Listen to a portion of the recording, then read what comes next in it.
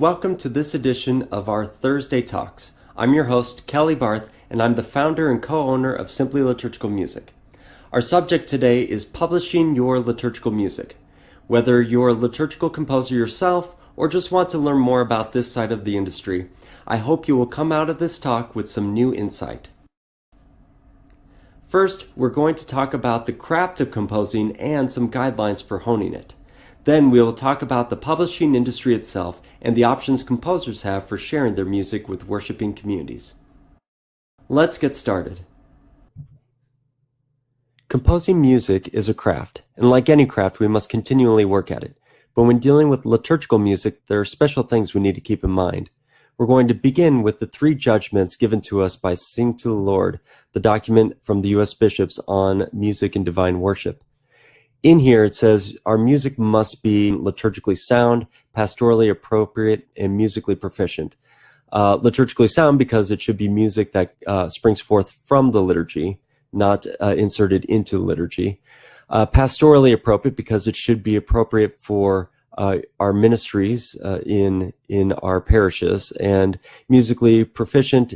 It must be musically sound and follow the rules of Western tonal music, at least the music that most of us deal with. With the 3 judgments as our context and background for writing our music, we can now talk about honing our craft. We have to remind ourselves that this really is a professional endeavor. We are professionals with a craft that is unique, and we have to continually work at it. So that's the first step. Continually work at your craft. John Foley once said that he would write a piece 5 times and then finally write it the final time as the end product.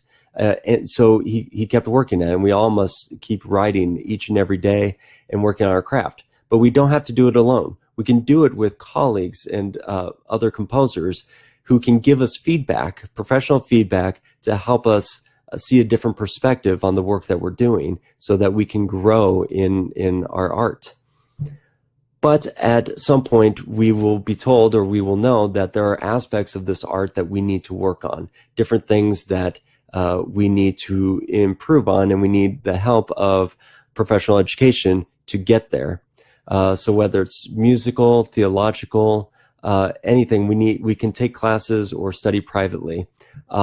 Knowing also that the internet gives us a unique tool to learn that we've never had before. And so there are many opportunities to grow in your craft, to learn more. So get the training you need. But remember, this is an art, so be kind to yourself and continue exploring, continue growing. And finally, there's everything else. You will do a lot of things that are not really related to composing. Composing music is sometimes the easy part. It's all the other things that we must learn that can become tricky. At our website, slcomposer.org, we list off a whole lot of tools to help you with these other things. They usually fall under 2 categories, technology and copyrights. Technology includes creating PDFs of your sheet music, so digital sheet music files, and then MP3s, recordings, digital recordings of your music. Many of the publishing companies require this or highly recommend these as opposed to no recording and handwritten music notation. The other side, copyrights, there are a lot of things you need to know about what you can and cannot use, especially when working with liturgical texts. If you use any of the text from the Roman Missal, from the lectionary, from the Bible, you have to record that, and you have to give permission or get permissions from these various entities that own the copyrights to these translations of the various texts.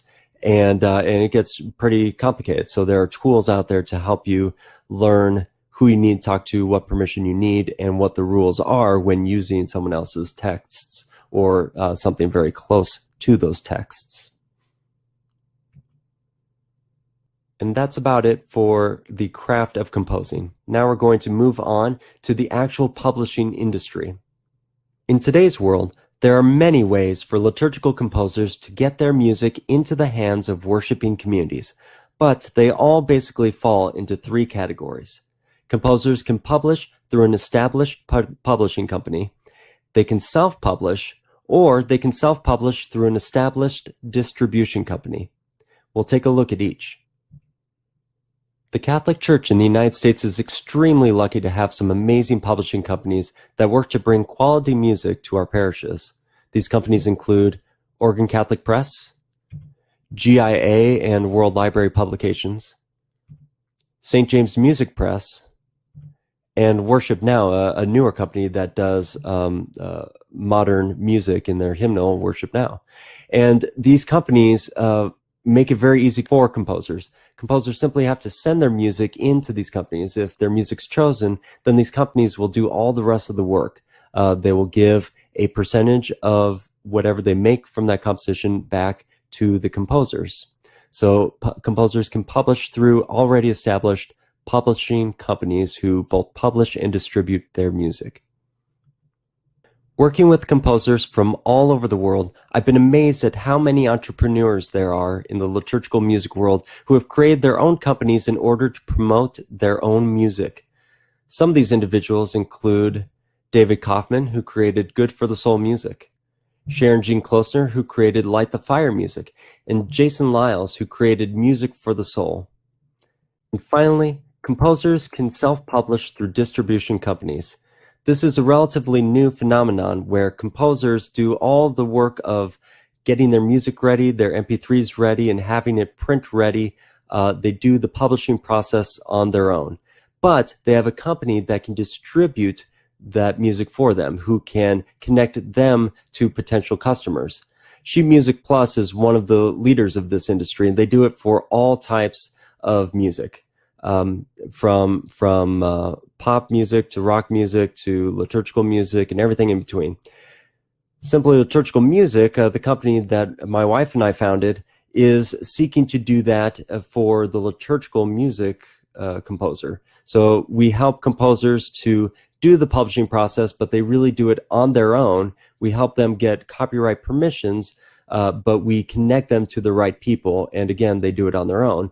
We are simply a hub to distribute their music for them. A lot of the companies that have been self-publishing have started to use us also, in addition to their own company, to distribute their music, to make their net just a little bit wider. So again, composers can self-publish through distribution companies. Okay, so now that you know what options you have, it's good to see what the advantages and disadvantages are for each one. I call this the standard of each industry, and I divide those standards into three categories. Rights, or rather who owns the music, the publishing company or the composer. Royalties, what percentage of the funds produced by the composition comes back to the composer. And distribution net, how many worshiping communities can be reached through their marketing and distribution. As you look over the details for each option for composer, you'll see a lot of variety. So with published companies, of course, you do not own the rights to your music anymore. They own the music because they've published it. You receive 10% of sales, but of course those sales are pulled from a large distribution net. So a company like OCP and GIA, they have a lot of parishes they're working with, so that 10% could potentially be quite a big payback as long as your piece of music does well. Self-publishing, of course, you keep 100% of the rights because you are self-publishing. You get 100% of the royalties, but your distribution net is extremely small. You have to do all the marketing of your product and all the distribution. So typically the net is a pretty small one. With distribution companies, it's a bit of a mix.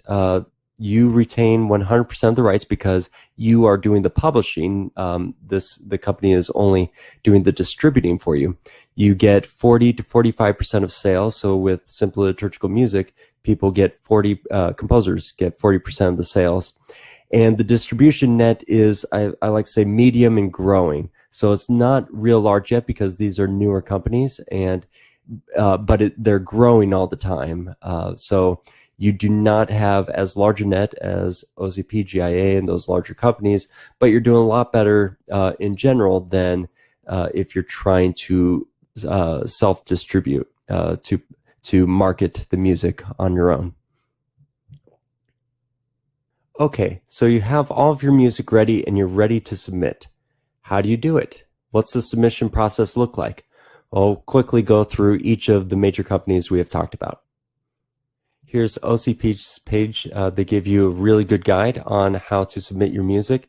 They also have this article in today's liturgy, which talks about the whole publishing process. It's really good. I highly recommend it, and we'll talk about it at the end. But of course, they have their own guidelines for submitting their music. GIA's website is very similar, although they do allow different types of submissions than OCP does. So read thoroughly and make sure you have all the details before you make a submission. Just like everything at St. James Music Press, their submission process is very simple, very easy. It's just this one paragraph.